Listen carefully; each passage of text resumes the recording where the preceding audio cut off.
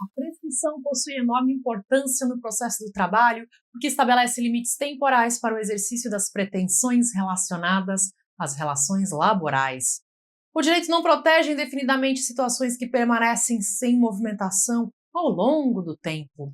Por isso, a legislação fixa prazos para que os direitos sejam discutidos judicialmente. Além da prescrição tradicional, o processo trabalhista também passou a admitir a chamada prescrição intercorrente, tema que gerou muitos debates ao longo dos anos. Neste vídeo eu vou explicar como funciona a prescrição trabalhista, quais são os principais prazos aplicáveis e de que forma ocorre a prescrição intercorrente no âmbito da Justiça do Trabalho. Eu sou Cíntia Brunelli e eu te convido a se inscrever no canal, porque esse ano eu quero muito alcançar 1 milhão de inscritos e a sua inscrição pode me ajudar a transformar esse objetivo em realidade. Vamos lá! A prescrição corresponde à perda de pretensão de exigir judicialmente determinado direito em razão do decurso do tempo, aliado à inércia do titular. Isso significa que o direito material pode até continuar existindo em sentido abstrato, mas a possibilidade de exigir judicialmente a sua satisfação fica comprometida. O fundamento da prescrição está ligado à segurança jurídica e à estabilidade das relações sociais. O ordenamento jurídico entende que não é adequado permitir conflitos indefinidos, sem limitação temporal. Imagine que Tício trabalhe durante muitos anos em determinada empresa e alegue posteriormente diferenças salariais muito antigas, sem jamais ter buscado solução judicial durante um longo período. A prescrição atua justamente para limitar temporalmente a possibilidade de cobrança dessas pretensões. A Constituição Federal estabelece os principais prazos prescricionais trabalhistas no artigo 7º. Ali estão previstas duas regras muito importantes para a compreensão da prescrição trabalhista. A primeira é a chamada prescrição quinquenal. Ela determina que o trabalhador pode reclamar créditos relativos aos últimos 5 anos anteriores ao ajuizamento da ação. A segunda regra é a prescrição bienal. Após o encerramento do contrato de trabalho, o trabalhador possui prazo de 2 anos para ajuizar a reclamação trabalhista. Essas duas regras atuam conjuntamente e precisam ser compreendidas de forma integrada. Imagine que Mévia trabalhe durante 10 anos em determinada empresa e seja dispensada hoje. Ela pode ajuizar ação trabalhista dentro de 2 anos após a dispensa e poderá discutir parcelas referentes apenas aos 5 anos anteriores ao ajuizamento da ação. Agora imagine uma situação diferente. Suponha que Mévia espere mais de 2 anos após o encerramento do contrato para ingressar com a ação trabalhista. Nesse caso, em regra, ocorrerá prescrição total da pretensão relacionada ao vínculo empregatício encerrado. A prescrição bienal funciona como um limite para o ajuizamento da ação após o término do contrato. Já a prescrição quinquenal limita o período das parcelas que podem ser cobradas. A prescrição trabalhista pode atingir diferentes tipos de pretensões relacionadas à relação de trabalho. Salários, férias, horas extras, adicionais e diversas outras parcelas estão sujeitas às regras prescricionais.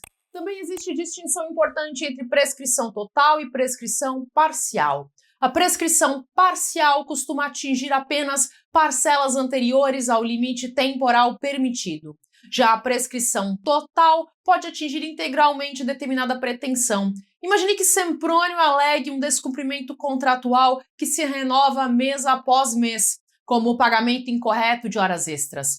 Nessa situação, normalmente ocorre prescrição parcial das parcelas mais antigas. Por outro lado, existem situações envolvendo ato único do empregador, com efeitos permanentes. Dependendo do caso, a jurisprudência pode reconhecer prescrição total da pretensão após determinado prazo. Esse tema costuma gerar debates relevantes na doutrina e nos tribunais trabalhistas. A definição entre prescrição total e parcial depende muitas vezes da natureza da lesão discutida judicialmente. Outro aspecto importante envolve as causas de interrupção e suspensão da prescrição. Em determinadas situações, o curso do prazo prescricional pode ser interrompido ou temporariamente suspenso. O ajuizamento da reclamação trabalhista, por exemplo, normalmente interrompe a prescrição em relação aos pedidos formulados na ação. Imagine que Cornélio ajuize reclamação trabalhista cobrando determinadas verbas. A partir do ajuizamento regular da demanda, a prescrição relacionada àquelas pretensões será afetada conforme as regras legais aplicáveis. Também existem situações envolvendo incapacidade civil que podem influenciar a contagem dos prazos prescricionais. Certas pessoas recebem proteção especial do ordenamento jurídico diante de condições específicas de vulnerabilidade. Outro tema importante é a prescrição em relação aos menores trabalhadores. A Constituição Federal e a legislação trabalhista estabelecem regras protetivas relacionadas à prescrição envolvendo menores de idade. O prazo não começa a correr enquanto o trabalhador for menor. Historicamente, buscou-se evitar que crianças e adolescentes trabalhadores sofressem prejuízos processuais decorrentes da própria incapacidade civil ou da dificuldade de defesa de seus direitos. Além da prescrição tradicional ligada ao direito material, o processo do trabalho passou a reconhecer expressamente a prescrição intercorrente. A prescrição intercorrente ocorre no curso do próprio processo judicial. Ela aparece quando existe paralisação processual causada pela inércia da parte interessada durante a tramitação da demanda. Durante muito tempo, existiram intensos debates sobre a possibilidade de aplicação da prescrição intercorrente no processo do trabalho. Parte da doutrina entendia que ela seria incompatível com princípios trabalhistas ligados à proteção e ao impulso oficial. Outros defendiam que a prescrição intercorrente era necessária para evitar a eternização de processos paralisados indefinidamente, sem atuação da parte interessada. A reforma trabalhista introduziu previsão expressa sobre a prescrição intercorrente na CLT, consolidando sua aplicação no âmbito trabalhista. Atualmente, a legislação estabelece que a prescrição intercorrente pode ser declarada quando o exequente deixa de cumprir determinação judicial no curso da execução pelo prazo de 2 anos. Imagine que Tício obtenha sentença favorável e o processo entre em fase executiva. Suponha que o juiz determine a apresentação de determinados documentos indispensáveis para o prosseguimento da execução, mas Tício permaneça completamente inerte durante um longo período. Dependendo das circunstâncias, poderá ocorrer prescrição intercorrente. Esse tema possui ligação direta com a ideia de responsabilidade das partes pelo andamento processual. O sistema não busca proteger paralisações indefinidas, causadas pela ausência total de movimentação do interessado. Entretanto, a aplicação da prescrição intercorrente exige observância de requisitos específicos. Não basta a mera demora processual automática para reconhecimento da prescrição.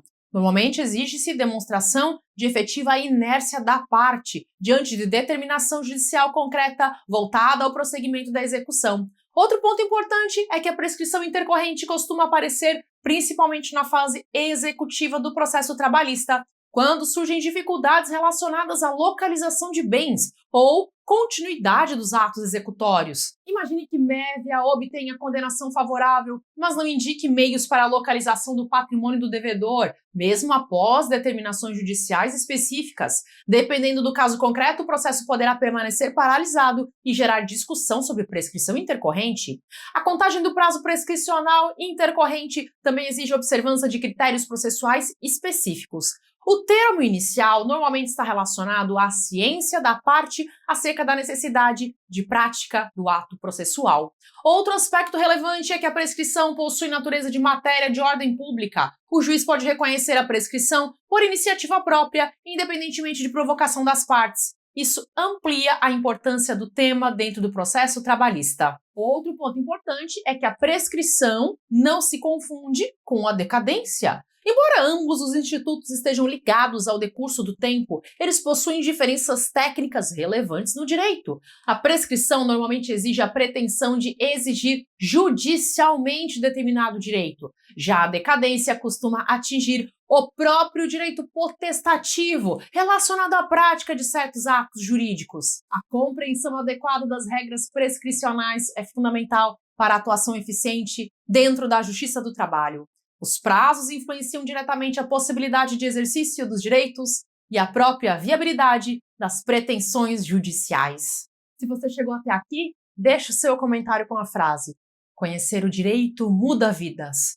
Conhecer o direito muda vidas. Eu fico muito feliz quando eu vejo pessoas que dedicam parte do seu tempo para aprender algo que pode fazer diferença no próprio futuro.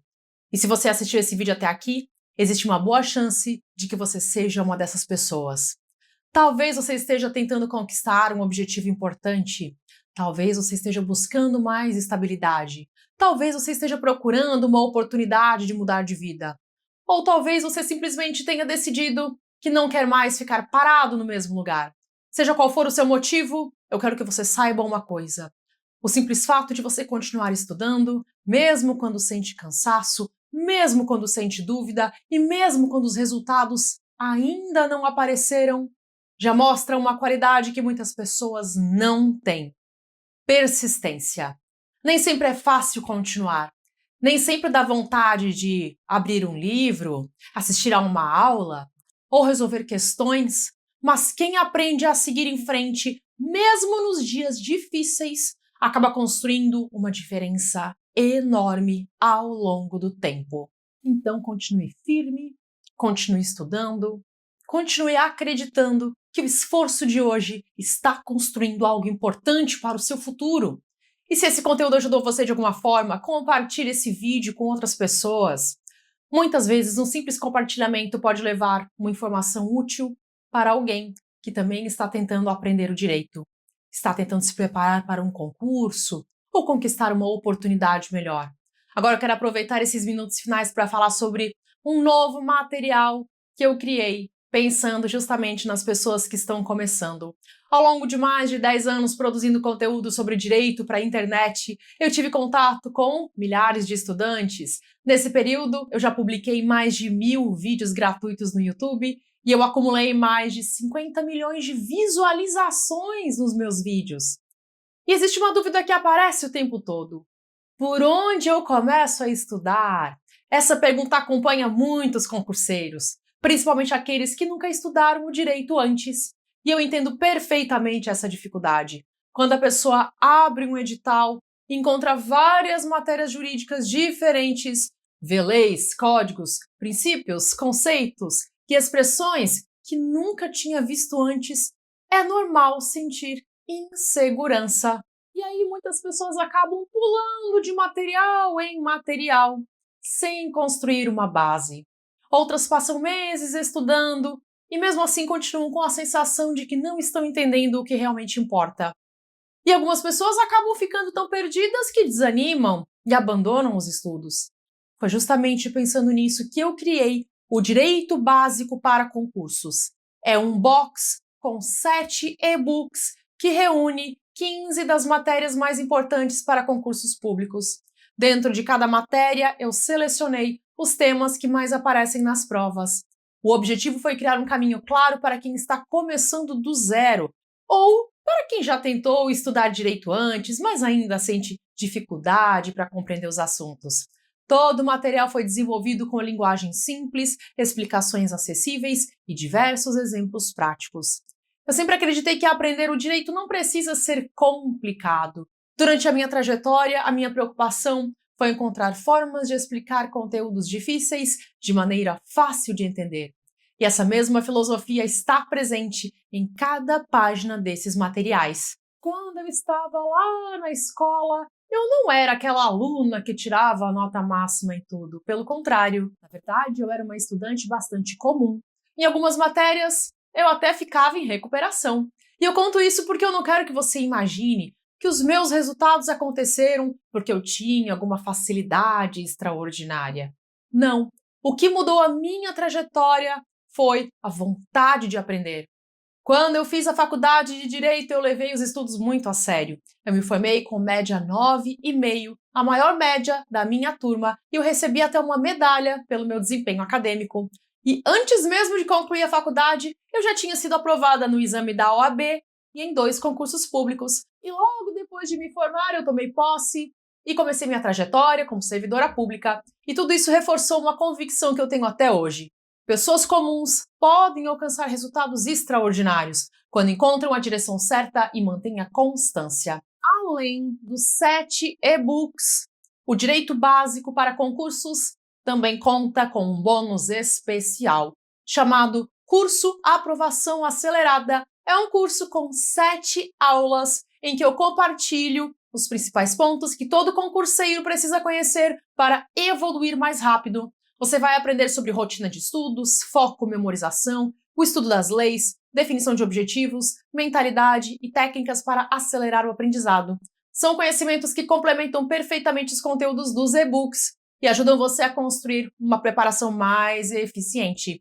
Então, no Direito Básico para Concursos, você recebe 7 e-books com as 15 matérias que mais caem em concursos e também 7 aulas para saber como estudar do jeito certo. E para que você tenha tranquilidade, a compra tem garantia de 7 dias. Você pode conhecer o material, pode baixar todos os e-books, pode ler os e-books, pode ler os livros todos e decidir se ele é mesmo para você. Se você decidir acessar o Direito Básico para Concursos, o link está na descrição desse vídeo. Mas eu também quero deixar uma mensagem importante aqui. Eu não quero que você se sinta pressionado a comprar. Na verdade, o que mais importa para mim nesse momento é que você continue estudando, continue avançando, continue construindo conhecimento todos os dias. Eu acredito que o Direito Básico para Concursos é a forma mais rápida de adquirir essa base, porque ele foi criado exatamente para isso. Mas você também pode continuar aprendendo pelos conteúdos gratuitos aqui do canal. Existem já centenas e centenas de vídeos disponíveis e diversas playlists organizadas por matéria. Se você assistir alguns vídeos todos os dias, mesmo que sejam poucos minutos por dia, em pouco tempo você vai perceber uma evolução significativa. O segredo não está em estudar de forma perfeita, o segredo está em continuar. Uma página por dia já é melhor do que nenhuma página. Um vídeo por dia já é melhor do que nenhum vídeo.